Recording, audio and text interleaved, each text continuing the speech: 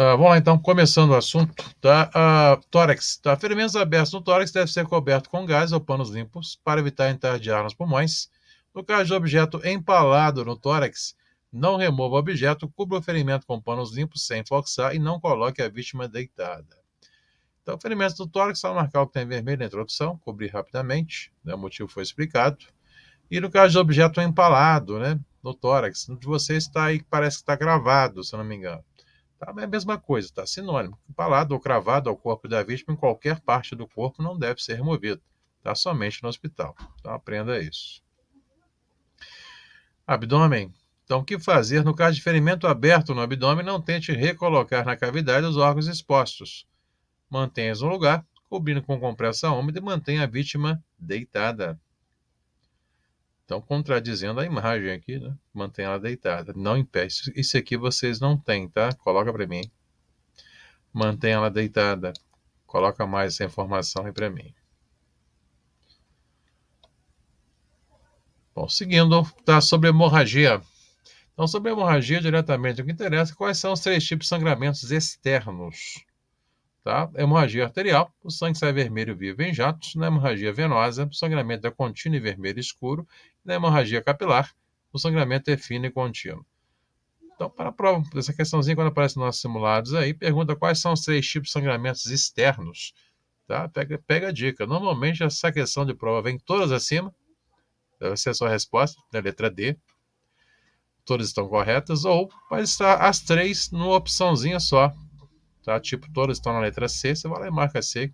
Normalmente vem tudo bem dessa forma, essa questão de prova. Tá? Quando vem. Não vem de outra forma. Bom, na sequência, tá? Para evitar doenças infecto-contagiosas, mantenha no seu veículo estojo de primeiros socorros, contendo luvas descartáveis, máscara de respiração boca a boca, tesouros para dar gás, entre outros. Para conter a hemorragia, faça a compressa no local do sangramento. Se não der resultado, aplique outra compressa sobre a primeira. E se não der resultado, faça a elevação do membro e aplique compressão ou pressão digital em uma artéria antes do local do sangramento. Nunca faça garrote ou torniquete e não tente retirar corpos estranhos do ferimento. Então, destaquem para mim o que está aqui em vermelho novamente. Ó. Referente à compressão digital, capta nossos simulados aí, né, em qual tipo de sangramento deve ser feita a compressão digital, que é segurar com a mão. Então, seria nos grandes sangramentos, os maiores aí. E nunca faça garrote ou torniquete. Para sua prova, tá? Não se faz garrote ou torniquete, mas na prática pode ser necessário fazer. Mas para a prova, aprenda isso aqui. Mas na prática pode ser necessário. Então, um exemplo está aqui nessa imagem. Então, aqui está sendo feito um torniquete. Errado isso? Não. Perdeu até o braço, né? Não estancar a hemorragia, pode morrer a pessoa aí, né? Perder o sangue todo aí, certo? O que seria a tal da compressão digital? Que é no lugar desse pano aqui, você segura com a mão. Você aperta aqui, né? A artéria aqui e segura com a mão. Isso que é a compressão digital. Tá? Então, compressão digital é feita nos grandes sangramentos e para a prova nunca se faz garrote ou torniquete. Isso para a sua prova, mas na prática, tá? Pode ser necessário fazê-lo, senão para conter a hemorragia. Então, esse caso aqui é um torniquete e o garrote é só tira esse pau, dá um nó aqui e aperta bem, que vai conter um pouco o sangramento, ainda vai continuar fluindo o sangue.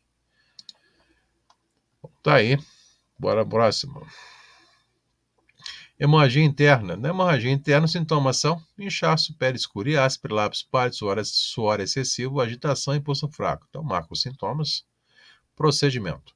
Coloque compressa fria no local, controle o estado de choque e providencie transporte imediato. Então, está aqui quais são os sintomas e procedimento a fazer, me interessa também. Uma hemorragia nasal, diretamente aqui. Ó. Em acidentes pode indicar traumatismo craniano. É aconselhável que não se tampe as narinas e procure auxílio profissional urgente. Então, procedimento referente à hemorragia nasal. Então, e a recomendação em caso de acidente, é aconselhável não se tampar as narinas. Alguns eu não vou falar, porque era esse aqui, ó, hemorragia estomacal. Nós fazemos simulado online que aparece a questão aqui de vez em quando. Fala, se a hemorragia for no estômago, o sangue sai escuro após o vômito. Coloque na região atingida gelo ou compressa fria. Então, a cor que sai o sangue aí, né, ela faz vomitar em forma de escuro, né, após o vômito, ou tem alguns simulados que abordam isso aqui como, né, cor de borra de café. Simulados que abordam cor de borra de café, hemorragia estomacal. Bom, próximo. Queimaduras. Perdão, antes, né? Amputação de membros. Então, meu texto é um pouco diferente do de vocês aí. Mas o que eu tenho aqui, que interessa, vocês também terão. Então, quando ocorrer a amputação de membros, controle o sangramento e recupere a parte amputada, envolva em gás ou pano limpo secos e coloque em saco plástico. Leve a parte amputada com a vítima para o hospital. O que não fazer? Nunca lave a parte amputada, não deixe a parte amputada em contato direto com gelo e não envolva em gás ou panos úmidos. Então, o que me interessa, já viram aí que está em vermelho, vocês também terão no seu texto. Então, prioridade a fazer com o membro amputado é levar com a vítima. Para melhor condicionar esse membro, aí sim, feita a recomendação, enrolar em gás e pano limpo secos, coloca até um saco plástico seco, para evitar, né, proliferação de moscas, etc. Aí. E nunca coloque diretamente no gelo. Então, após colocar no saco plástico, no pano, quiser colocar uma pedra de gelo, alguma coisa para manter resfriada, tudo bem, mas nunca congele a parte amputada. Então, tá aí.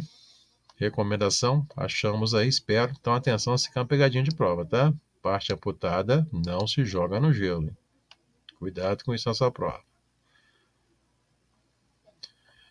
E queimaduras agora. Então, queimaduras, todos sabem o que é, né? Então, quais são os 3 níveis de queimaduras aqui? Primeiro grau, segundo grau e terceiro grau. Diretamente na que me interessa, característica. O que mais aparece em prova é essa aqui, ó. Primeiro grau superficial atinge as camadas superiores da pele, caracteriza pela vermelhidão, sem bolhas, inchaço moderado e dor. Tá aqui. Quero essa aqui em destaque. E os 3 níveis, né? Tá aí. Superficial, parcial e total seria referente a o tanto que queimou. Eu vou ler, mas marcação não é necessária. Segundo grau, atinge todas as camadas da pele. O local apresenta-se com aspecto úmido, com formação de bolhas, inchaço e dor intensa. Terceiro grau, total. São queimaduras graves. Atinge todas as camadas da pele.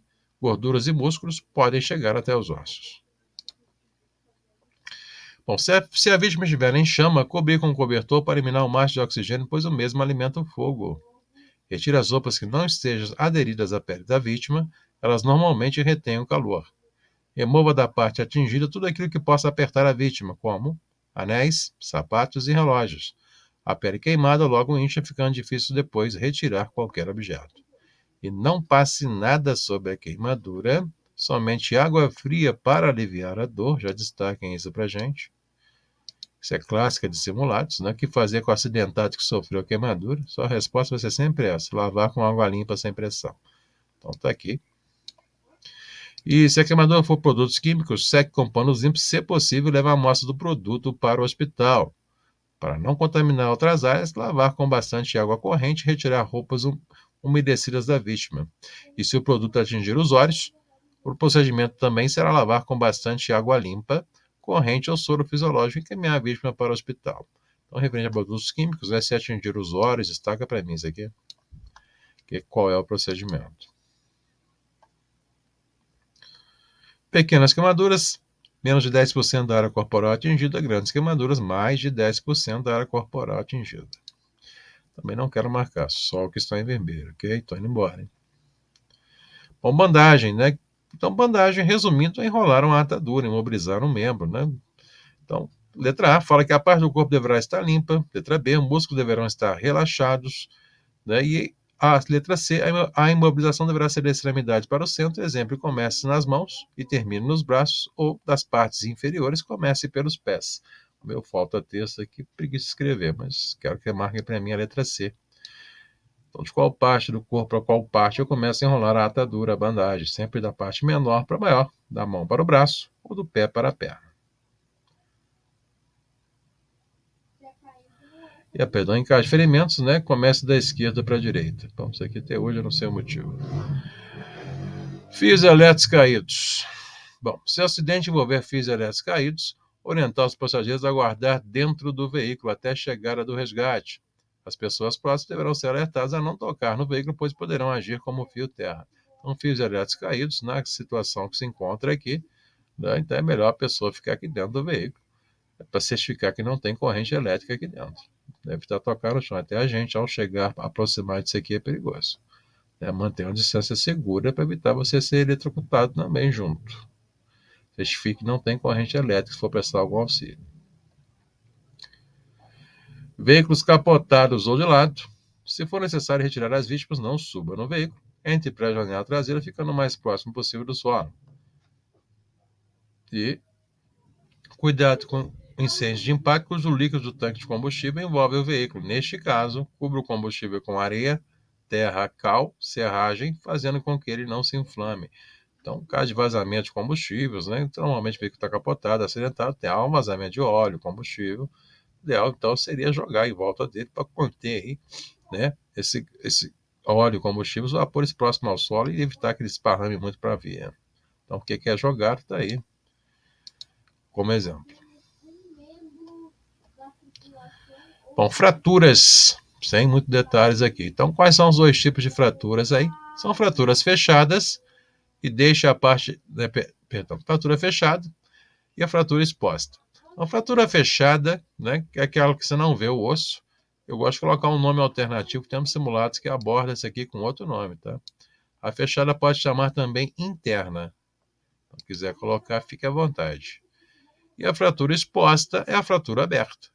Então, essa você não vê o osso, que é a fechada, e a exposta você vai ver o osso, que vai romper a pele aí. Então, o que eu posso estar utilizando como improviso para imobilizar um membro? Então, como improviso, eu uso isso aqui, ó.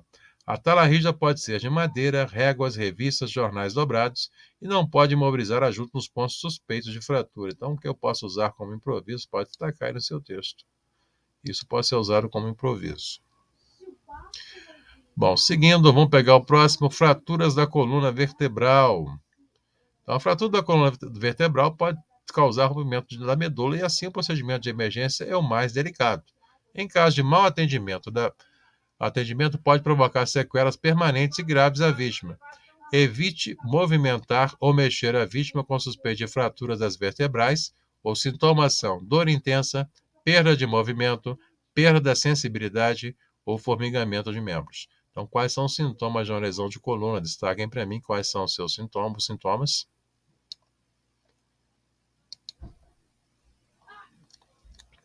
E seguindo aqui, fala acidentes envolvendo motociclista. Então, não podemos retirar o capacete de motociclista, clássicos em simulados.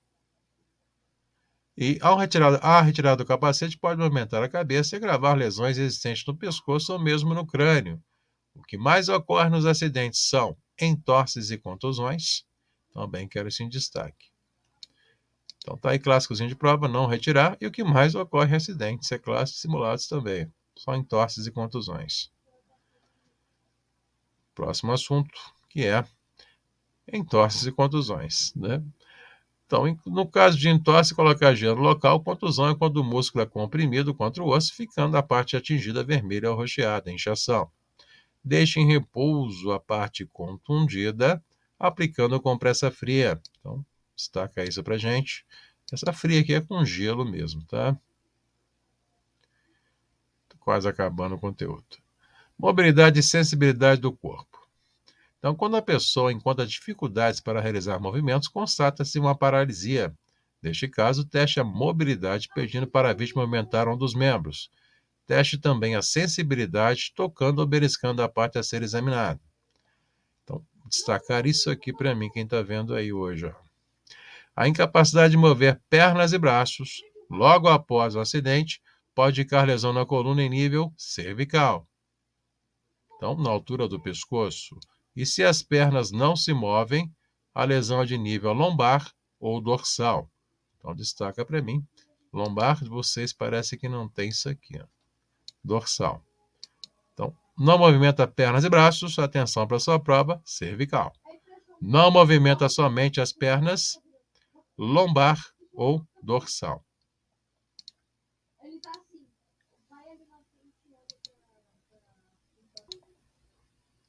Bom, retomando aí, parei onde a leitura, tive que dar uma pausa aqui.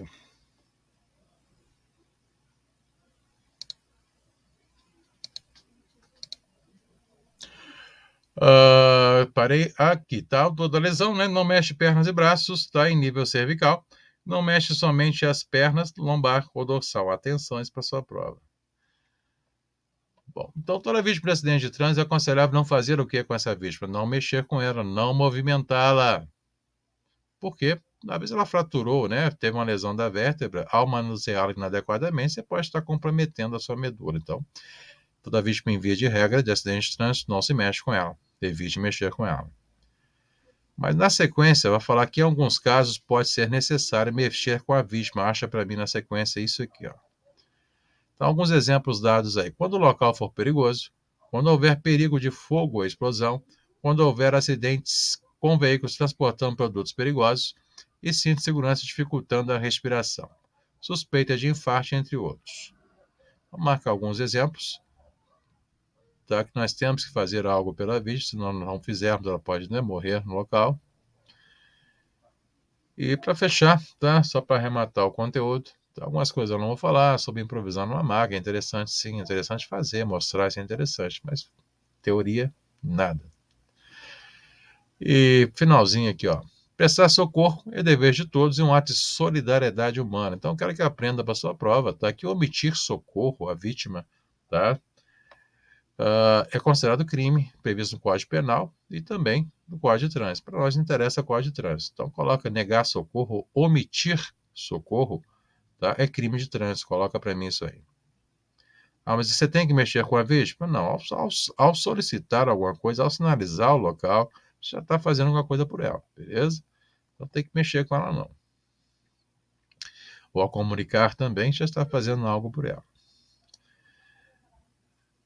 E para fechar, lembre-se apenas que você não pode fazer, tá? Tudo aqui tem exceção à regra, né? Não movimente a vítima, já vimos a exceção. Não faça torniquete ou garrote, já expliquei também a exceção na prática, né? Para a prova funciona isso. Não tire o capacete de um motociclista e não dê líquidos para a vítima ingerir. Bom, pessoal, Corcos, fechamos aqui, tá? Pegamos o conteúdo, me deu o retorno.